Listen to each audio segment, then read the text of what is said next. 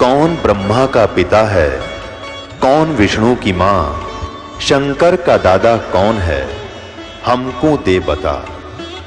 ये जानने के लिए कृपया सुनिए। जगत गुरु तत्वदर्शी संत रामपाल जी महाराज के अमृत वचन सर्व पवित्र धर्मों के पवित्र शास्त्रों के आधार पर।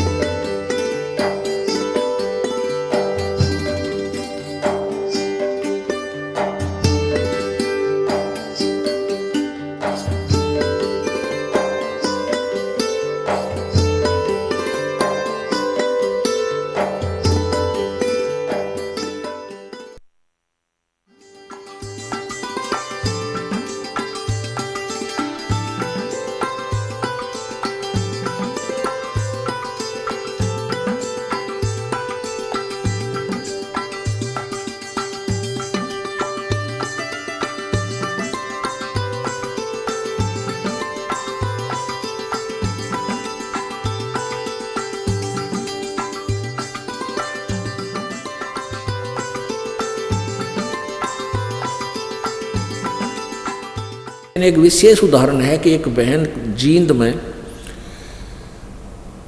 माता की पुजारन थी, दुर्गा की, शेरा वाली की, और किसी को नहीं मानती थी। वह उसकी कट्टर पुजारन बचपन से ही, वो 50 साल के करीब हो रही थी उस समय तक वो उसकी पूजा करती हुई आ रही थी। घर में भी सारे सुख थे, अच्छा पूरी व्यवस्था थी। तो उधर से हमारी एक बहन ये यही रहती है, शशि,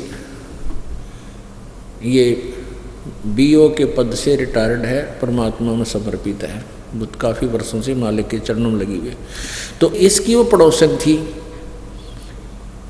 उसको इस बहन शशि ने उनको बताने की चेष्टा की, उसका नाम श्यामा दीक्षित था, कि आप हमारे गुरुदेव का सत्संग सुनो।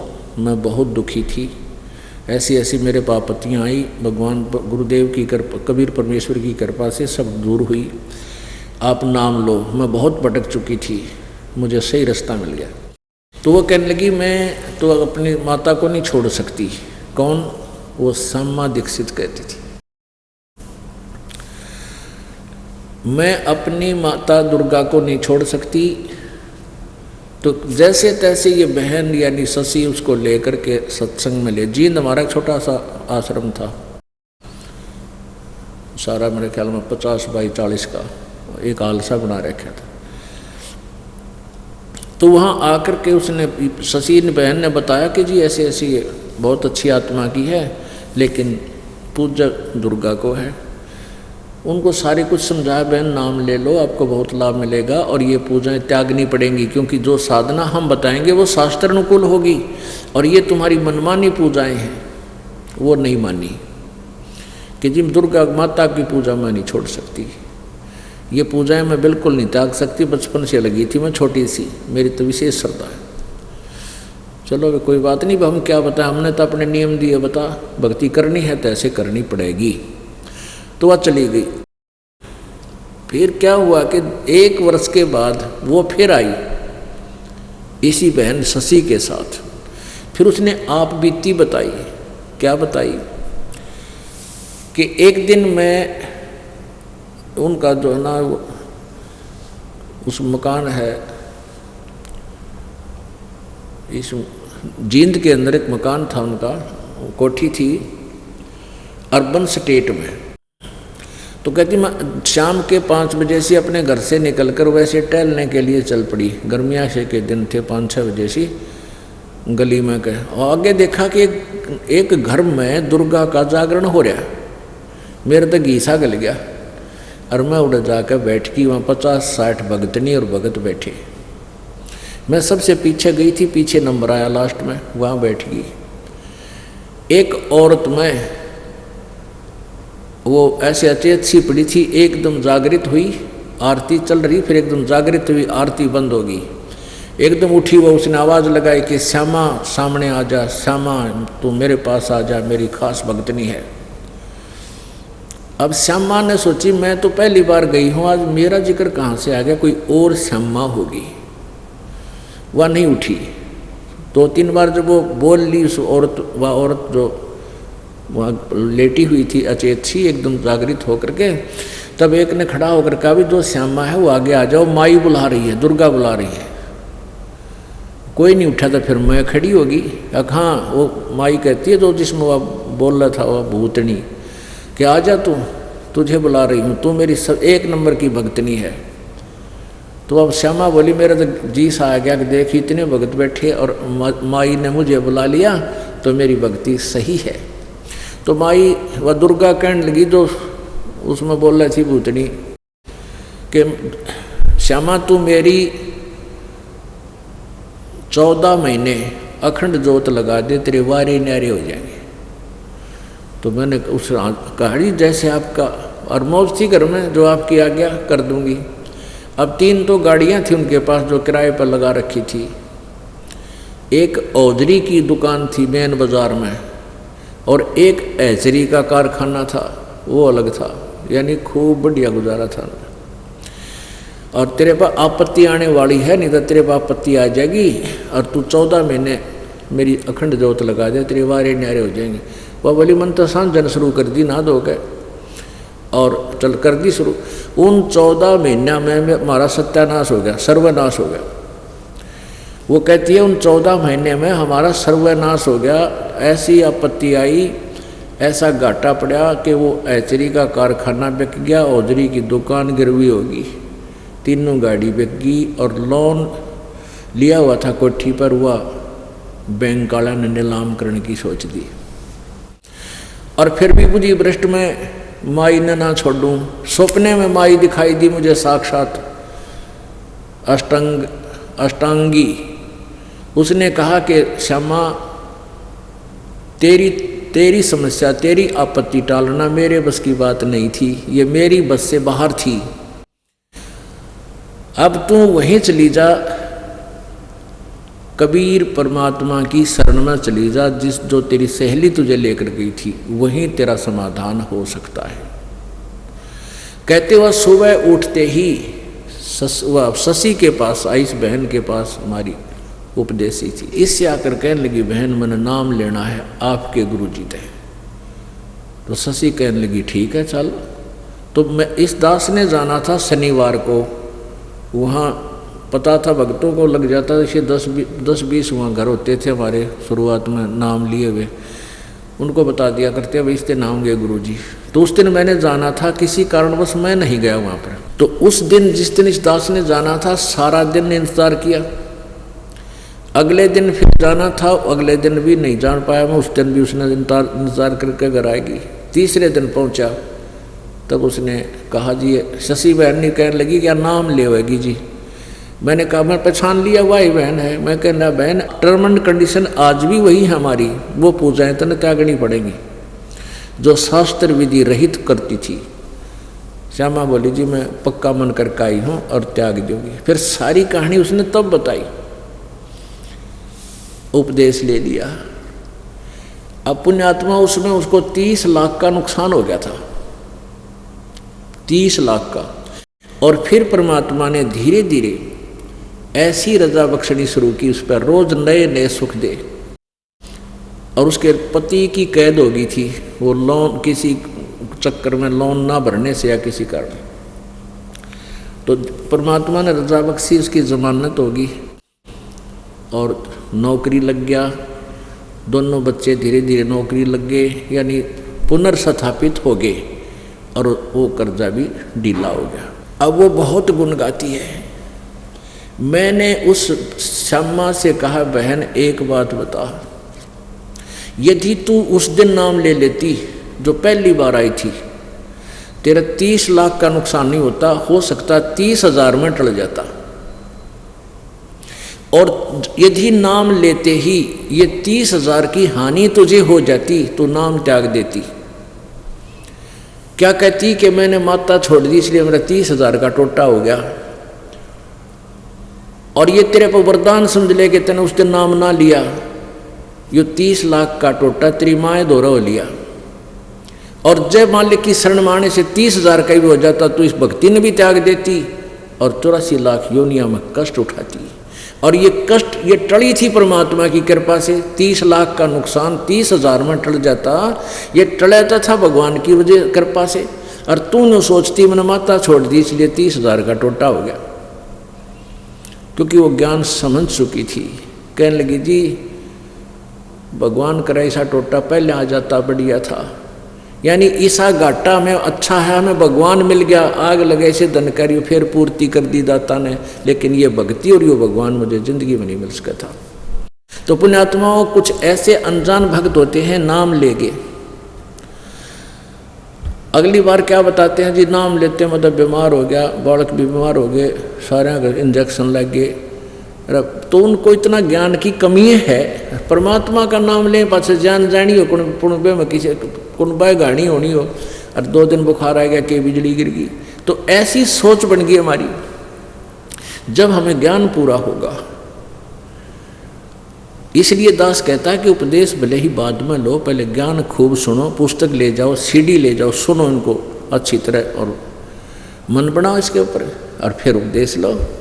क्योंकि काल क्या चाहता है कि ये परमात्मा कबीर जी से हटाना चाहता आपको किसी प्रकार भी 100 विचारें लाएगा, क्योंकि तो सारा यहाँ से आप जाते ही सारे काल के पुजारी मिलेंगे, यानी अन उपासक या कोई नहीं उपासना करता, चाहे वो कितने ही नेक आदमी हैं, लेकिन भक्ति उनको ज्ञान नहीं, इसलिए वो आपको मिसगाइड ही कर सकते हैं। और ज्ञान तो आपको यही मिलेगा या अपने आपके भाई बहन भक्तों के पास ही मिलेगा। तो इसलिए आपको रह रहकर सत्संग में आने के लिए प्रेरणा दी जाती है, प्रार्थना भी की जाती है कि ज़्यादा से ज़्यादा सत्संग अटेंड किया करो। तो पुण्यात्माओं ऐसे है कि संत शरण में आने से आई टले बला और जय मस्तक में सोड़ी हुआ काटे में टल जा।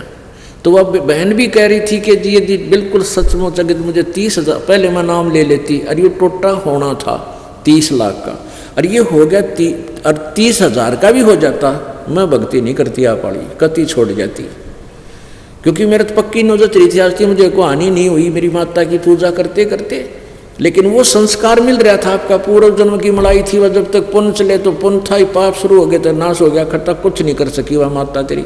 और कहने एक और बात कह रही थी कि अगर माता मुझे आकर सौपन में ना कहती मैं फिर भी आपके पास नहीं आती। देख कितने कर्म फोड़ दिए काल ने हमारे, हम कितने आसक्त कर दिए, कितनी श्रद्धालु कितनी अच्छी आत्मा थी जो अपने इष्ट से हटना नहीं चाह रही थी। और लेकिन कहते हैं परमात्मा बताते हैं कि पुरुष जान सुमरा जमराई, भगवान जान के इस काल की पूजा करते रहे, इसको भगवान मानते रहे, अंत में हमें 84 लाख योनियों के धक्के खवा दिए काल भगवान ने। तो यहाँ कहते हैं कितनी अच्छी श्रद्धालु हैं, एक जिस इष्ट को पकड़ दिया छोड़ना नहीं चाहती, ये विवेक से हटा जाएगा। विवेक जब होगा आप परमात्मा को इष्ट मानोगे तभी आपको पूर्ण लाभ होगा। और जो पूजाएं तुम जिन उनकी करना चाहते हो यहाँ के शक्तियों की, वो भी ये दास आपको यथार्थ देगा, उससे उनको वो लाभ देंगे आपको जितना उनकी क्षमता का है। लेकिन जन्म मृत्यु कर्म पाप कर्म का दंड संस्कार प्रारब्ध कबीर परमात्मा के अतिरिक्त कोई चेंज नहीं कर सकता आपका। तो पुण्यात्माओं वो जो बहन थी जिसका लड़का, उस लड़के ने भी उपदेश ले लिया, जिसके कांटा लग गया था और वह मौत बच गई थी, मृत्यु बच गई थी, उसकी चोरी नहीं करने जा पाया था प्रभु की कृपा से, उसने भी उपदेश ले लिया, सारी कथा गुरु जी से बताई। तो परमेश्वर के उस परमात्मा ही आए हुए थे, कबीर जी ऐसे ही चलते रहते हैं। इसीलिए तो आपको अभी तक यहाँ तक ले आए, इस कलयुग के इस पीक टाइम तक। कभी कहीं आपसे भक्ति करवाई, कभी किसी रूप में कहीं प्रकट होकर आपसे भक्ति करा गए, आपके 2-4 जन्म उस भक्ति के कारण आपको मनुष्य के मिलते रहे, और अब 600 साल पहले फिर आगे थे आपकी पूरी चार्ज कर गए बैटरी। तो इसी कारण से आपको मनुष्य जन्म मिलते रहे और आपके अंदर चाह है भगवान की, अब आके फिर से मान लिए। तो लड़का अपनी माँ के साथ जाने लगा, बहुत श्रद्धा होगी माँ बेटिया की। अब लड़के की शादी होगी वो बहन रामो फिर तो महाराज जी की सेवा में ज़्यादा रहने लगी। जैसे 2 दिन आते, 4 दिन आते या 10 दिन आते, प्रतिदिन 1 घंटा सत्संग भी करते थे। तो वह क्या करती थी, सत्संग के दौरान जो बाहर से आसपास के ग्रामों के भी भक्त आते थे, बर्तन ले जाती, कपड़े ले जाती, सबके साधु भक्तों के जैसे वहाँ भक्त रहते थे 10-5 महाराज जी के साथ, गुरु जी के कपड़े, वो कपड़े धोने की सेवा ले लेती। एक दिन वो साथ ही एक दरिया थी, बिल्कुल साथ से एक दरिया बनी हुई थी, वहाँ घाट पर धो के लाया करती थी। अब पर सत्संग शुरू हो जाता और उसको कह दिया कि माई ने, बहन तू नौकर कपड़े धो ला, मौका है, फिर सूखे को नहीं गए सर्दियाँ के दिन से। अब वो उसके कहने से लेकर सब कपड़े चल पड़ी और मन उसका न्यू था सत्संग सुन लूँ। उसने क्या किया, वहाँ जाकर कपड़े बे दिए। पहले भिगोया करते कपड़ों को और फिर कुछ देर बाद उसने मोगरे मागरे मार कर उन्हें धोया करते डंडों से। तो उसने सोचा ये कपड़े मैंने बे दिए और ये इतना मैल गलेगा, मैं सत्संग सुन लेती हूँ। वह थोड़ी सी दूरी पर था, वापस आके और आश्रम से बाहर ही बैठ गई। खूब आवाज़ सुनाई देती वहाँ, नो बैठी रही सारी। सत्संग शुरू कर रखा गुरुदेव ने, उसकी आँखों में आंसू आवे। मैं भी इसी दुखी थी। कथा सुना रहे थे, परमात्मा जिसका लग गया उसका याद रहा करे, अन्यो रो है भगवान बड़ी दया करी। कति मेरे को तो नरक से निकाल लिया।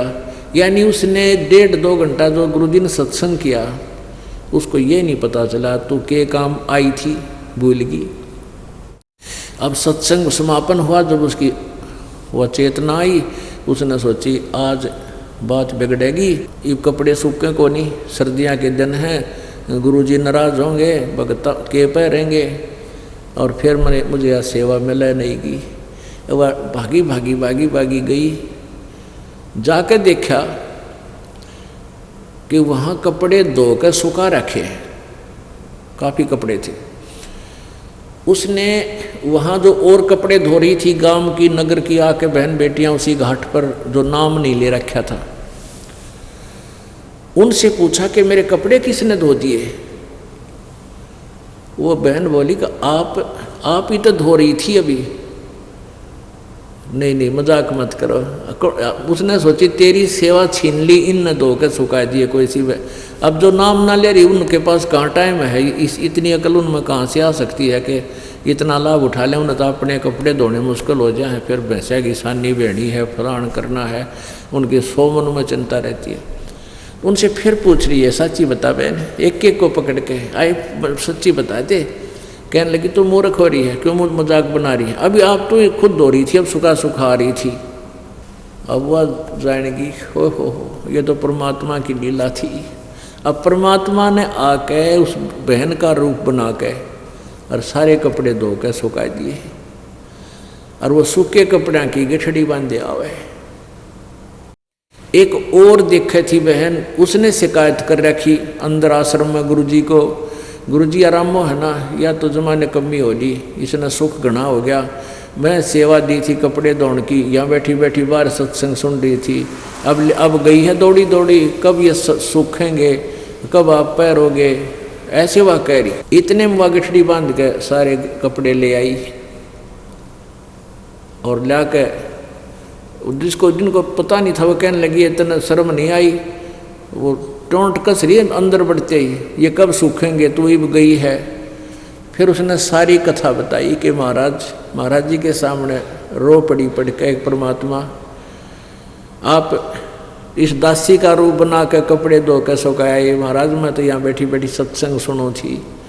तो उसने सारी कथा सब बहनों को बताई, औरों को भी दृढ़ विश्वास हुआ। तो पुण्यात्मा ऐसे क्रिस्में जब होने लग जाते हैं भक्तों के साथ, और ज़्यादा श्रद्धा बढ़ जाती है परमात्मा में, तो परमात्मा ऐसे लीलाएं किया करते हैं।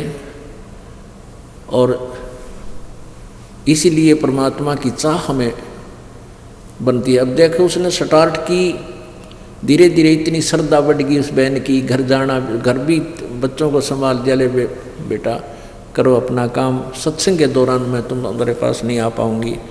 बेटा भी लायक नहीं, छोड़ की दया होगी उसके ऊपर है, क्योंकि उसको भी ऐसा झटका दिया। तो परमात्मा जब चाहे तो सब कुछ कर सकता। सतगुरु जो चाहे सो कर ही, 14 कोट दूत जम डर ही। ऊत भूत जम त्रास निवारे और चित्रगुप्त के कागज पाड़े। परमात्मा सब कुछ कर सकता है। तो परमेश्वर जब आते हैं अपनी लीला बताते हैं कि परमात्मा को भूल कर ये प्राणी अपने जीवन को कैसे व्यर्थ करता है, और जब इस पर आपत्ति आती है तो भगवान को याद करता है। आपत्ति टल जाती है तो फिर गुट्टी ने याद करे, शराब याद करता है, बकवाद याद करता है, कि ताश खेलता है, कहीं सिनेमा में देखता है। तो परमात्मा क्या बताते हैं कि भाई मानुष जन्म दुर्लभ है, मानुष जन्म दुर्लभ है, ये मिले न बारंबार। तरवर से पत्ता टूट गिरे वो बहोर न लगता डार। मानुष जन्म दुर्लभ है, ये बार बार नहीं मिलता। जिस प्रकार वृक्ष से पत्ता टूट जाए दोबारा स्थापित उस टहनी पर नहीं हो सकता, ऐसे ही आप जी जब इस परिवार से छूट जाओगे, चले जाओगे, आपका देहांत हो जाएगा, आप ऐसे भी छूट जाओगे जैसे वृक्ष से पत्ता टूट जाता है, दोबारा नहीं आ सकता। तो पुण्यात्माओं, परमात्मा ने इसके लिए क्या बताया है? पानी की जल बूंद से साज बनाया जीवे, अंदर बहुत अंदेश था, बाहर भूल गया पीव। पानी की जल बूंद से साज बनाया साच, राखन हारे राखिया जठ रगने की आँच। परमात्मा हमें क्या याद दिलाते हैं? प्रभु ये याद दिलाना चाहते हैं कि जब तू माँ के पेट में था, जब तू बालक रूप में माँ के पेट में था, उस समय तुझे चेतना थी कि मैं किस कारण से इस गर्भ वाली कैद में फंसा हूँ।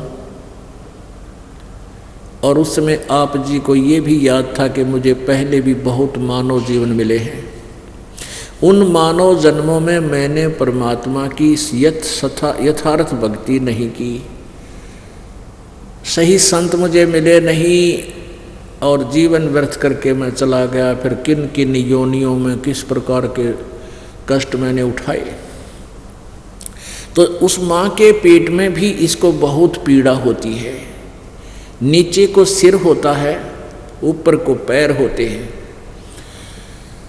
और माता जब खट्टा मीठा खाती है, आहार करती है, नमक खाती है, तो उसका उस कच्चे बच्चे के कच्चे शरीर पर एक ऐसी चुभन होती है जिस कारण से वो मचलता है, पेट में ऐसे घूमता रहता है।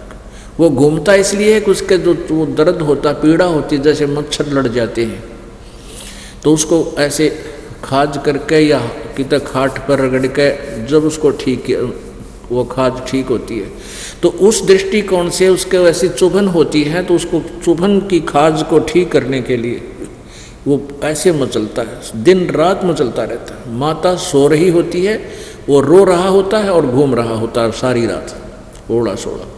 और साथ में ये भी याद करता है परमात्मा, अब के इस कैद से मुझे बाहर निकाल दो,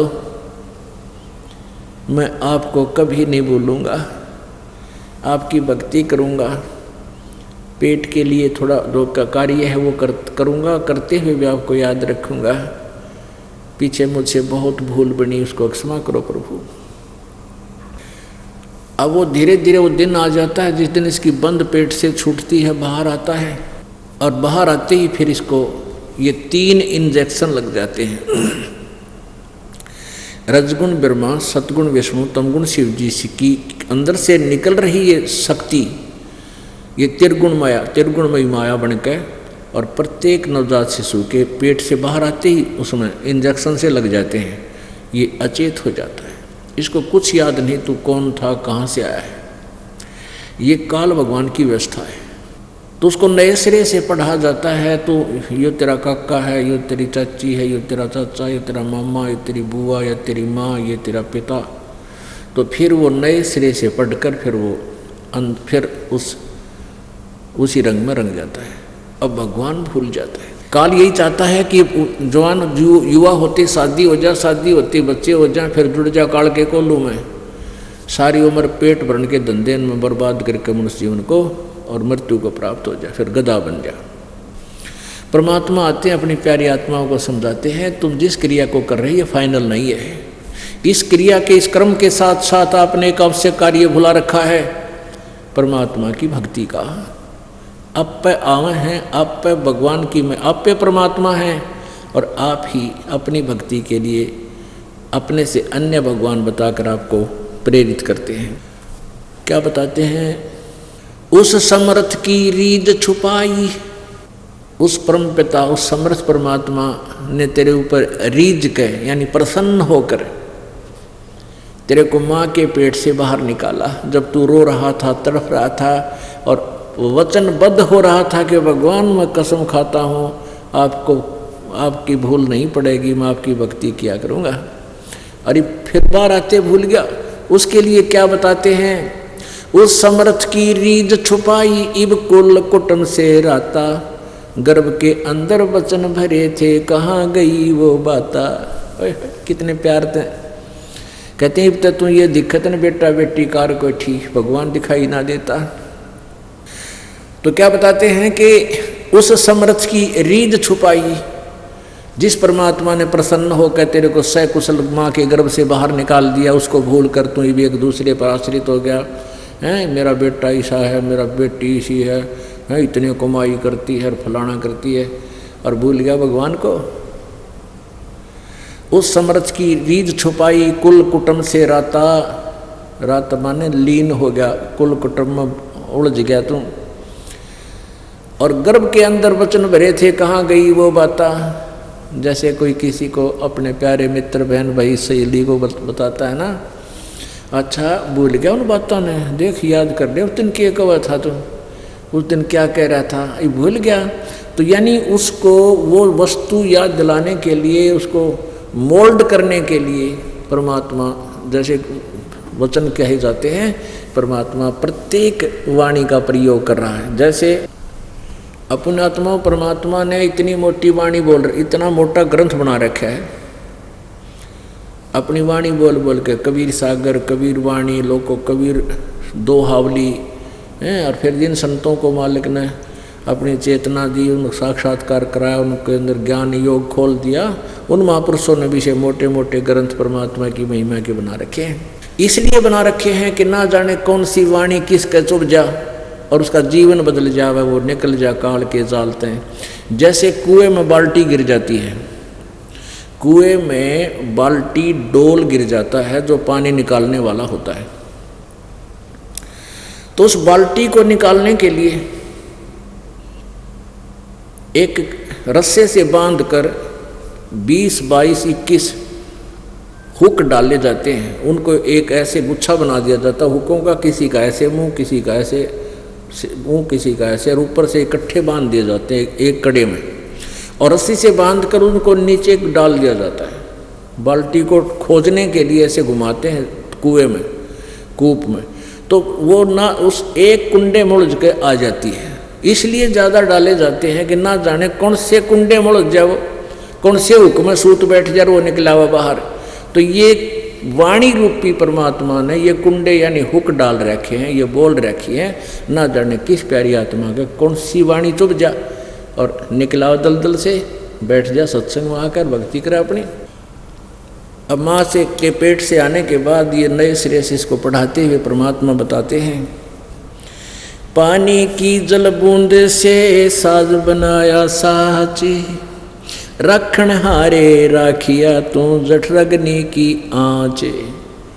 माँ के पेट में, गर्भ में, जहाँ हमारी पाचन क्रिया का सिस्टम है उसको जठराग्नि बोलते हैं, वहाँ बहुत ज़बरदस्त हीट है।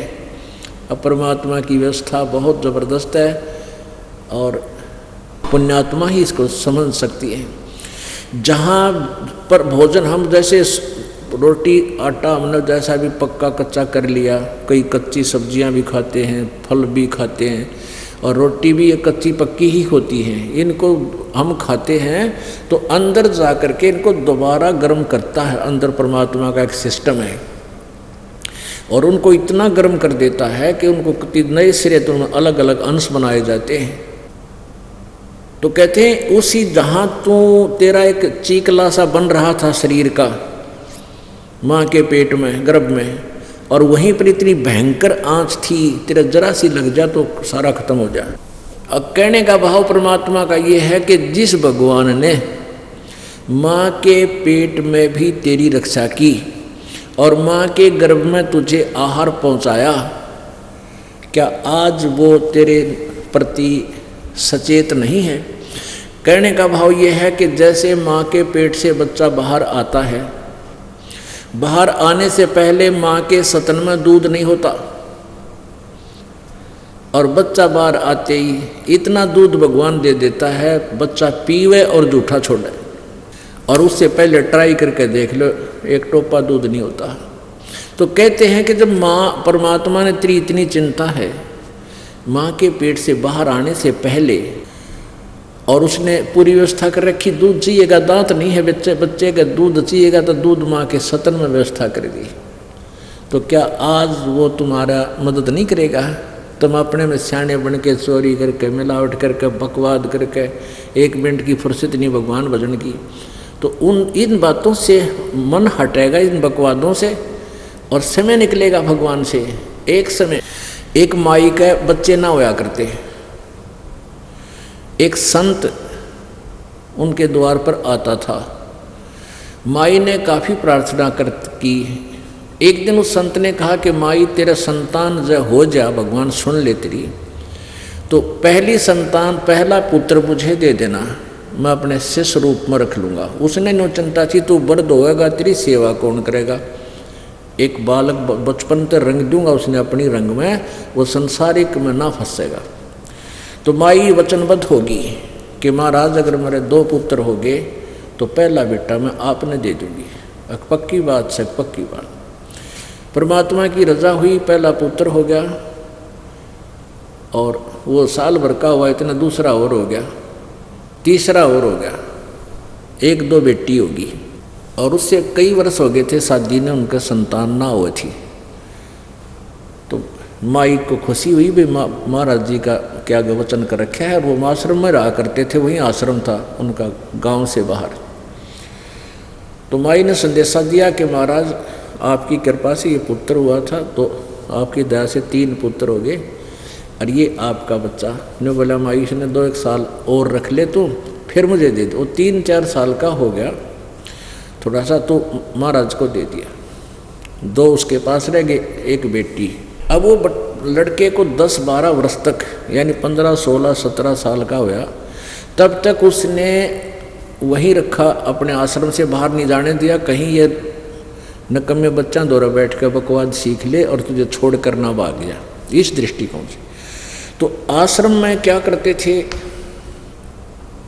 वो महात्मा खुद रोटी लेकर भिक्षा मांगने आता था और आश्रम में औरतों का जाना अलाउड नहीं था। तो महाराज जी जो है खुद भिक्षा लेकर जाता था और बना खा लेते थे, वो लड़का बना लेता था, फिर शाना हुआ जो। एक दिन उस बच्चे के, उस महात्मा जी का बुखार हो गया बहुत ज़्यादा, और वो 2-3 दिन तक चल गया। जो भिक्षा ला रखी थी वह खत्म होगी।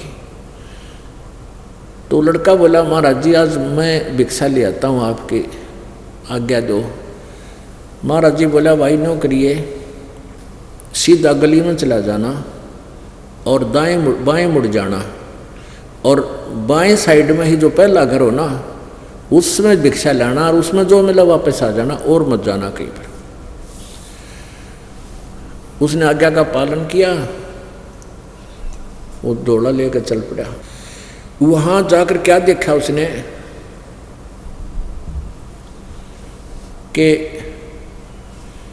जब उसने कहा कि माई भिक्षा देना, उस माई ने कहा कि जा बेटी, उसकी लड़की से, वो लड़का 18-19 साल का हो गया, वो लड़की थी 15-16, 12-13 साल की, 10-12 वर्ष की होगी। उसकी माई ने कहा कि जा बेटी बाबा जी का भिक्षा गा ला। अब वो भिक्षा लेकर गई तो उसने क्या देखा कि उस लड़की की चेस्ट पे जैसे दूध ही उभर आती है बच्चे का। तो उस लड़के ने सोचा ये इस बहन के फोड़े हो गए, और उनके गुरुजी का एक दिन फोड़े फोड़ा हो गया था, और वो फोड़ा बाल तोड़ था, अच्छा मोटा हो गया, और महाराज जी घना दुख हो गया था, काफ़ी मतलब पीड़ा महसूस करते थे, रोते थे रात को। तो वो एक हफ्ते में जाकर वो फोड़ा फूटा था, वह दवाई जुड़ी बांधने से। तो उसने सोचा कि ये जो गुरुजी का फोड़ा हुआ था इस बहन का ये फोड़े हो रहे से दो। वो कहने लगा बहन आपके ये फोड़े हैं ना, आपके फोड़ों की दवाई मेरे गुरुजी के पास है, आश्रम में आ जाना, इन फोड़ों के दवाई लगा देंगे, आपको दर्द नहीं हो रहा। अब उस लड़की ने सोचा ये बकवाद कर रहा निकम्मा ढेढ़। तो वह गालियाँ मंड गई उसने, ढेढ़ तेरा माँ कोई ना तेरा बहन कोई ना, अपनी बहन के फोड़े फुड़वा ले नो करवा ले, वो लड़ने लगी। उस माँ ने सोचा ये क्या झगड़ा हो गया इनका। वो आई, माई ने पूछा कहाँ से आए हो महाराज जी? जी आश्रम से आया हूँ मैं। वह जानेगी क्यों? तो वे बेटा मेरे वाला जो मैंने दान किया था। उस बेटी को पता क्यों बाहर आने नहीं दिया उसने, उस पहचानते नहीं थे एक दूसरे को, ना घर जानता था वो लड़का। तब उसने कहा महाराज जी, वो लड़की को समझाया बेटी क्यों गाल दे रही है, तेरा भाई है। अरे इसने देखा नहीं आज तक कोई समाज, बाहर आया नहीं, महाराज जी को मैंने इसको दे रखा है, आज ये पहली बार आया है, क्या बात होगी महाराज जी, गुरुजी क्यों नहीं आए? वो बच्चा बोला माई की बेटी गुरुजी को बुखार हो गया है इसलिए मुझे भेजा है, और उसने यही घर बताया था कि और घर से भिक्षा भी नहीं लाना है। और मैं तो इस बहन, क्या झगड़ा हो गया तुम्हारा? कि मैं तो इस बहन को कह रहा था कि मेरे गुरुजी का फोड़ा हो गया था, वो बहुत रोया करते थे, मैं इसको पूछ रहा था तेरे इन फोड़ों में दर्द नहीं होता बहन? तो मुझे गालियाँ देने लगी, नाराज होगी पता नहीं। तो वह माँ तो जानेगी, तो बूढ़ा भगत से इसको पता नहीं किसी वस्तु का, बहन वह दुख मानेगी कि नकम्मा आदमी बूढ़ा बोला है। तब उस माई ने बताया कि महाराज जी ये मेरी बेटी है और ये फोड़े नहीं हैं, इसकी हम शादी करेंगे 1, 2 साल, 4 साल में, 5 वर्ष में, और शादी के बाद फिर इसका संतान होएगी, और वो संतान के लिए इनमें परमात्मा दूध देगा उस बच्चे के लिए। ये फोड़े नहीं है, ये इसके सतन है, और इनमें दूध आओगा, संतान जो इसके बच्चे पैदा होंगे दूध पिया करेंगे इस तरह। अब कब कितने दिन में शादी करोगे? कि 2-4 वर्ष में और शादी करेंगे, और 1-2 वर्ष में फिर बालक होगा। अब वो जितना आटा उसने डाल रखा था ना लड़की ने, वह जोड़ी वही फेंक दी और चल पड़ा वापस। अब क्या सोचा उस बालक ने कि हे परमात्मा, जब माँ कद आज इस या लड़की 4 साल बाद से ब्याही जाएगी, और 2 साल के बाद जिसका बच्चा होगा 6 साल हो गए, और 6 साल एडवांस भगवान ने प्रबंध कर रखा आने वाले बच्चे का, तो हमने कि आश्रम में भूखे मरण देगा, क्यों मांगते अंडे? वह बूढ़े झोली पटक दी ठाक। अब वो थैला वहाँ डालकर वापस गया। महाराज जी दुखी थाए, बीमार हो रहा था, कहने लगे बेटा भिक्षा नहीं लाया? महाराज जी नहीं लाया, ना लावा आज के बाद। बोला अरे की बात होगी, किसने के कह दिया? अक महाराज जी कहा किसी ने कुछ नहीं को नहीं। जब परमात्मा इतना एडवांस व्यवस्था करता है तो हम क्यों चिंता करें, आप करेगा व्यवस्था। वो सारी कहानी बताई। वो महाराज जी ने सोचा ये अच्छा निकम्मा पैदा हुआ, भूखा मरेगा और मन में मारेगा भी हो। अब वो तो मानने कोई ना, बूढ़े बचाला जाना, बुखार घना हो गया, अपना सब्र करा भाई देखी जाएगी जो होगा, कि करे निकम्मा हाथ लग गया। इतने में क्या हुआ कि गांव में चर्चा चल गई कि महाराज जी तो हो गए बीमार भाई, और वो लड़का है ना वो नालायक से जोड़े ने भी थोड़ा बहुत आटा था उसने भी यहीं डाल गया कि मैं मांगने नहीं आऊँ, पता नहीं किसने के कह दिया उसको। वो दुख मान गया, और भाई महात्मा जी भूखा है और वैसे ऊपर से बीमार है।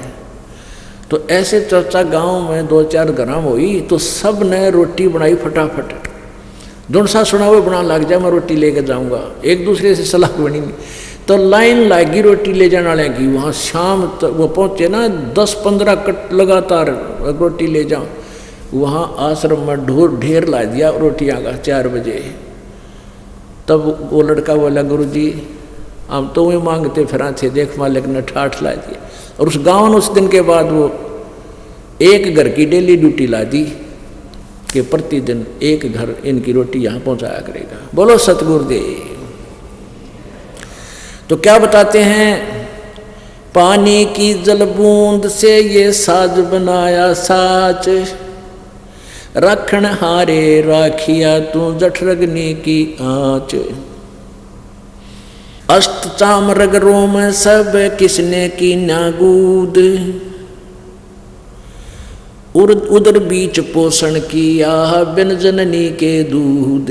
उस परम पिता की महिमा बता रहे हैं आदरणीय गरीबदास साहिब जी कि जब तू माँ के पेट में था, माँ के पेट से बाहर आया तब तक दूध का ढेर लगा दिया तेरे लिए, लेकिन माँ के पेट में भी उसन पाला तू।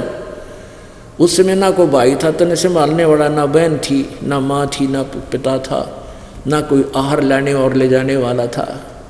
कहते माँ के पेट में भी तेरी परवरिश कैसे की, उसने व्यवस्था बना दी माँ की नाभि से, और तेरी नाभि का कनेक्शन कर दिया, इंटरनल कनेक्शन, और वहाँ से तेरी परवरिश कर दी। उर्दमुखी जद रह था तल सिर ऊपर पाँव, राखण हारे राखिया जठरग्नि की लाव। अस्थि चाम रग रोम सब, कहते हैं उस परम पिता ने तेरे आड़ चाम नस नाड़ी दे कितनी व्यवस्थित, चांग की आवश्यकता थी वही अंग वही व्यवस्थित वहीं लगा रखा। अस्थि, अस्थि माने हड्डी, अस्थि अस्थि चाम रग रोम सब किसने की न्यागूद। मांस को गुद बोलते, गुदा गुद। उदर बीच पोषण किया बिन जननी के दूध। माँ के पेट में भी तेरा परवरिश बिना दूध के की, और बाहर आया तो दूध का ढेर लगा दिया। तू ही तुतकारे थी जपे था जपा जाप, और बाहर आके भरम गया तो बहुत करत है पाप। माँ के पेट में तो तू ही ये भगवान बस पक्ष बाहर निकाल दो, आपको बोलूँगा नहीं, तू ही, तेरे बिना कोई नहीं हमारा, तू ही तुतकारे थी वहाँ जपता जपा जाप, और बाहर आके भरम गया तन बहुत किए अब पाप। तू ही तुतकारे थी रंकार धुन ध्यान, कदे तड़प तड़प का मालिक ने याद करे था अंदर से कसक के साथ। जिन यो साज बनाई या जाकू ले पहचान, जठरग्नि से राखिया ना साई गुण भूले। ओ साहेब दर हाले है क्यों बोवे है सूल। क्या बताते हैं, उस परम पिता की गुणों को भूला मत भाई, जिसने तेरी ऐसी आपत्ति में रक्षा की। माँ के पेट में सबसे भयंकर दुख है माँ के गर्भ में। आपको एक प्राणी का 100 वर्ष जीवन और 100 वर्ष कोड लग जा, उससे भी ज़्यादा दुख 9 महीने के अंदर इस गर्भ के अंदर आप काट कर बाहर आते हो, और बाहर आते भूल जाते हो, क्योंकि बिना ज्ञान के बगैर सत्संग के हम ऐसे धोखा खाते रहे। जठरग्नि से राखिया ना साई गुण बोले। उस माँ के पेट में आग बढ़ी थी, वहाँ भी तेरी रक्षा की। जैसे होली को, प्रहलाद को होली से बचाया था, ऐसे ही माँ के पेट में होली है, उसके साथ तेरी रक्षा की परमात्मा ने। ना साई गुण भूल, उस परम पिता के गुणों को भूला मत। और ओ साहेब दर हाल है क्यों बोवत है सूल, क्यों परमात्मा आज भी है, तू ये खोटे कर्म ना करे, चोरी ठगी रिश्वतखोरी बकवाद हैं, इन छोड़ दे, आज भी इतना वो तेरे अवश्य देगा। देखो पुण्यात्माओं, यदि आप संत शरण में आते हो, परम संत की शरण में, कबीर जी की शरण में, परम संत के माध्यम से, तो आपके भाग्य में ना होगा वो भी देगा अच्छी वस्तु, और दुर्भाग्य होगा आपका कैंसल करेगा। और अन्य जो साधना तुम कर रहे किसी अन्य भगवानों की, वो साधना शास्त्र विरुद्ध होने से आपको लाभदायक नहीं है, लेकिन जो संस्कार है वही आपको मिल रहा है। तो यहाँ दोनों लाभ होंगे आपको। जठरग्नि से राखिया ना साई गुण बोल, वो साहेब दर हाल है क्यों बोवत है सूल। ये खोटे कर्म करके अपने पाप कर्म रूपी ये काटे ना बोगा, भविष्य में तेरे प्रारब्ध में लिखे जाएंगे। जठ रगने से आध घड़ी की आध घड़ी, आध घड़ी की आधी, संतों से ती गोष्ठी जो की जैसो लाभ।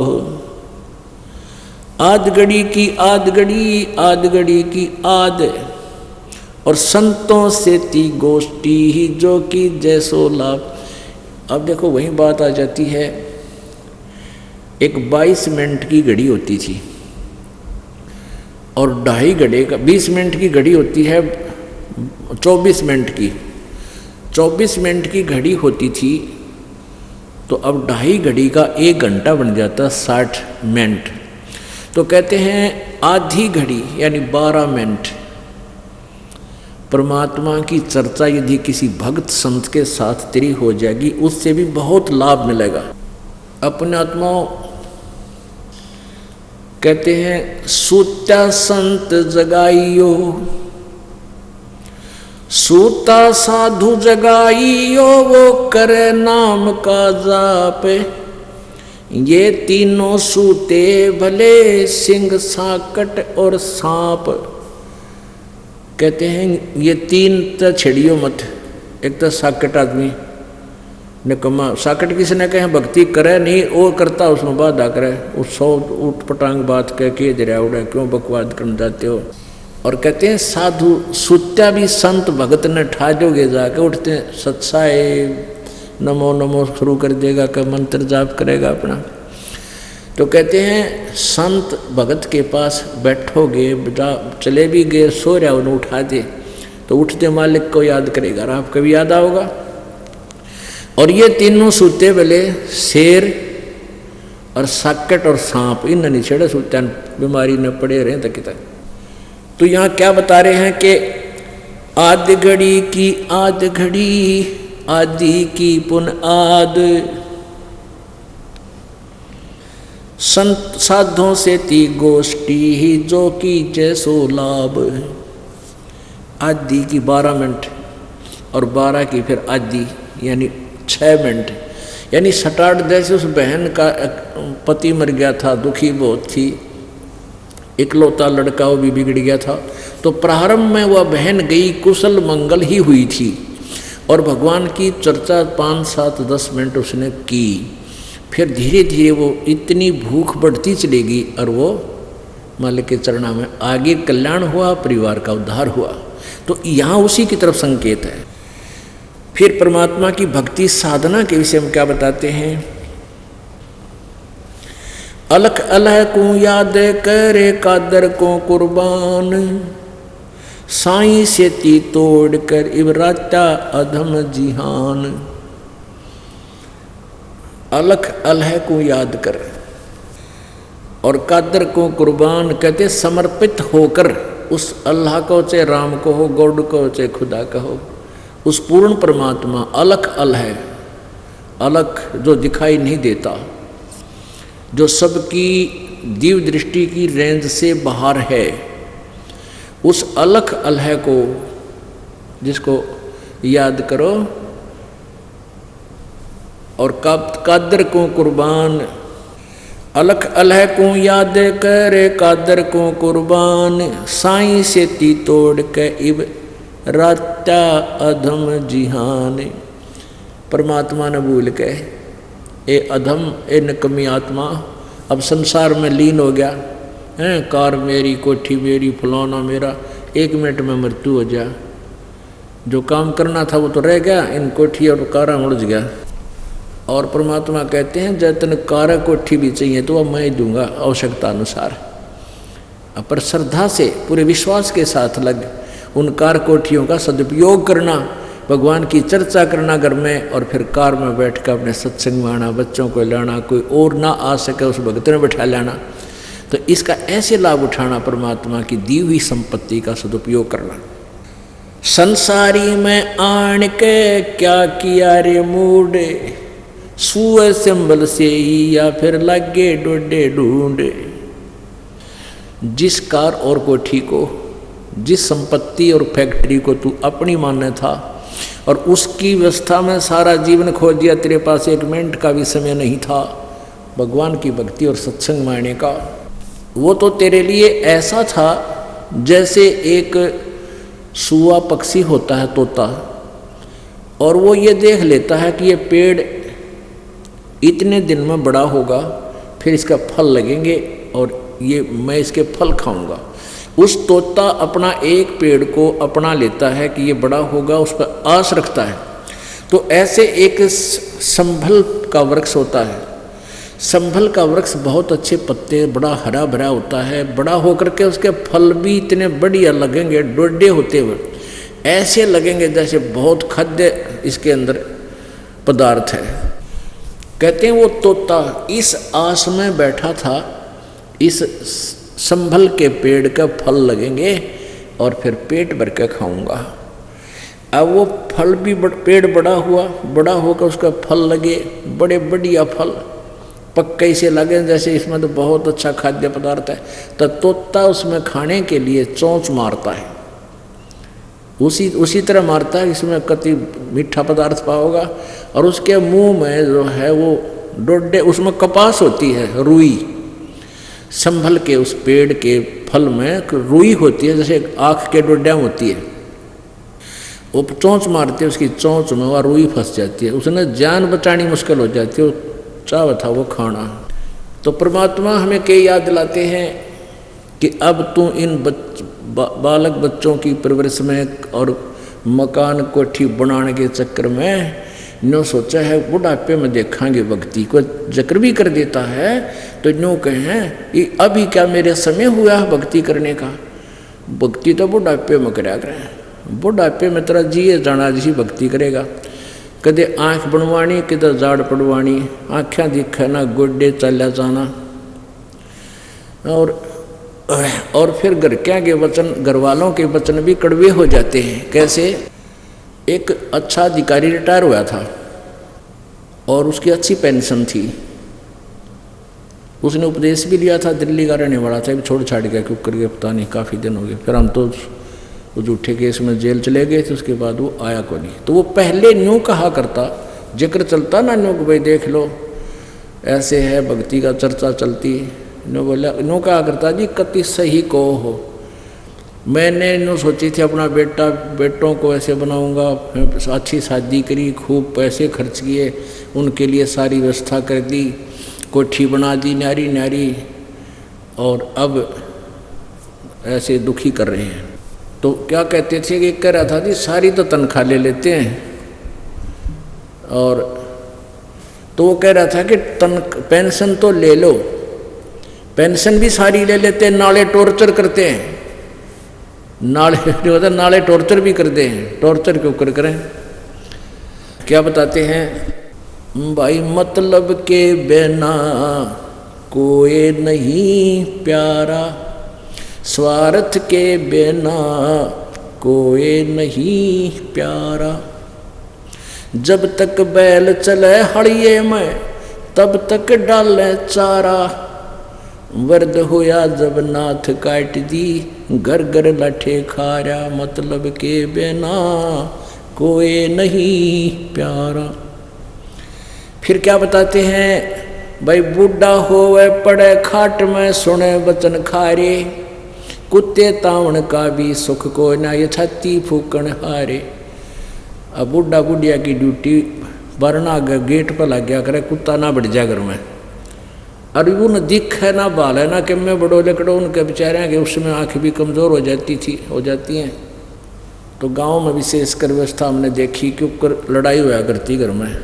अब पुत्र वधू धार दूध निकाल के भैंस का और रख जाती गर्म करना, या वैसे कि तो ढक ढक कर रख जाती, और बूढ़ा बुढ़िया ने कह जाती देखियो कुत्ते ना बढ़ जाए, और आप चली जाती खेत में या कोई और किसी मजदूरी काम करने के लिए आती, वापस आती तो एक दिन कुत्ता बढ़ गया और दूध सारा गिरा दिया। अब पुत्र वधू अपना कुएं से जल लेकर आई, उसने देखा सारे दूध खंडा रखा, बहुत बिखा रखा। तो बूढ़ा बुढ़िया ने लागी सुनान श्लोक, कहते थारे कुत्ते तान का भी सुख को ना मेरी छाती फूक दी, तुमने देख सारा दूध खिंडवा गिरवा दिया। उन्हें दिखा कौन बेचारा ने भी निकल गया दौड़े का, कुत्ता बड़ा उस्ताद हो है, खेदे ही जाया करे इतने जान भी ना चढ़े। अब यहाँ परमात्मा बताते हैं वृद्ध हुए फिर पड़े खाट में सुने बचन खारे, और कुत्ते ताउन का सुख को ना ये छाती फूकना रे। तो पुण्यात्माओं परमात्मा कहते न्यू को बुढ़ापे में देखा है भक्ति, अब बुढ़ापे में तो ऐसी भक्ति होगी तरह जिए जानेगा। तो भक्ति में लाग जा, किसी से में लग जा। मान लीजिए पहले ना दाव लग गया और वृद्ध अवस्था होगी, चलो तो समय तो चलाया गया, लेकिन हिम्मत नहीं हारे, शुरुआत कर दे भक्ति की। तो उस अब इस सत भक्ति से नेक्स्ट जीवन आपका तुरंत मानव का मिल जाएगा। पार तो नहीं हो सकोगे क्योंकि घना वृद्ध हो रहा है। और जिसके 10-5 वर्ष शेष है तो कोई बात नहीं, कहते जीना तो थोड़ा ही भला, जब सत सुमरण हो, पर लाख वर्ष का जीवना लेख नहीं को। एक बुढ़ा हम सत्संग कर रहे थे, वो बुढ़ा पहले तो एंटी था हमारे गांव में जाया करते घर, तो उस अपने पुत्र से भी वह एंटी था जो हमारा सत्संग कराता था, पाठ कराता था। दूसरे पुत्र का बैठ गया ऊपर जाकर छात पर हुक्का पियो गरुड़। उसने सत्संग सुना, ये वचन स्पीकर ला के हम लगा देते थे, सत्संग करते थे। अब बुढ़े ने पहले दिन सत्संग सुना, उसका सारी बात हृदय में खटक गई। दूसरे दिन फिर सुना, हम दिन में भी सत्संग करते थे, रात को भी करते थे, 3 दिन सत्संग करते थे। तीसरे दिन भोग लगा कर हम आते थे। एक दिन जब बुढ़ा नहीं आया, अगले दिन बुढ़ा जब हमने भोग लाया ना, उस दिन उससे पहले वाली शाम ने आकर रोन लाग गया बैठ के मेरे पास। और जो सत्संग करा रहे थे उसकी छोरा जो लड़का उसका, उस लड़के की जो पत्नी थी वह नो डर रही कि बूढ़ा बड़ा निकम्मा, हरी पता नहीं महाराज जी को के बोलेगा, ये तो इज्जत का गाहक बनेगा। हमेशा एंटी बोला करता था। और उसकी आंखों में पानी आ गया, ने बोला महाराज जी सत्संग सुना आपका, मेरा तो कालजा पाट गया। ये हमारे 2 किले थे, आज मैंने 12 किले बना दिए इनके, और सारी उम्र ने खूब पशु की तरह कमाया हूँ। और ये बात मैंने कदे सुनी है को नहीं जो आज आपने बताई है। और मेरी 60-65 साल की उम्र होगी, मेरा केरा होगा, मेरा के बनेगा। रोने लग गया। हमने कहा भी कोई बात नहीं, आप भक्ति करो। बोला ना ये के भक्ता बने, ये तो मैंने पहले ज्ञान हो जाता, मैं तो कभी घनी भक्ति करूँ, अपना पेट का धंधा तो करना था। अरे भी मेरी बात भी ना मानते घर वाले। मैंने कहा देखो हिम्मत ना आ रहा है, दिल डांट बुड़ला। अब जैसे कुएं में बाल्टी पड़ती हो, और पहले 100 फुट गहरे पानी जल होते थे कुओं में, 100 फुट गहरा, 150 फुट, और उनके 150 फुट लंबे रस्से 2-3 जने पकड़ कर खींच कर ले जाया करते न इतनी दूर। एक उसने पकड़ कर पानी जब निकाला करता था, तो उस समय की बात कहते हैं कि मान ले वो डोरी छूट गई पिछले के हाथ है, वो रस्सा खींच के ले गया 100 फुट, और वो ऐसे घिसरती आती थी, क्योंकि उसमें इतना वजन होता था, बाल्टी भी इतना वजन नहीं कर पाती थी, उसको स्पीड नहीं बनाने देती थी, स्पीड लास्ट से बने थे आगे कुएं में गिरती हुई।